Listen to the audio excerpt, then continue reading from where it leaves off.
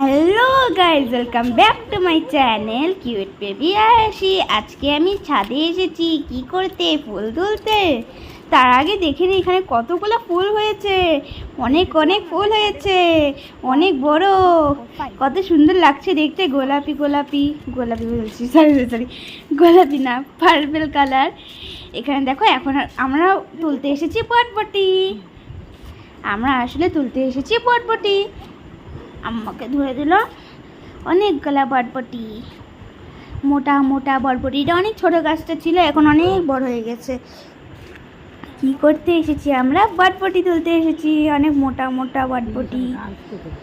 তারপরে আমি তুলতেই আছি আর শেষ আর হয় না। কাটি আর আম্মাকে দিই।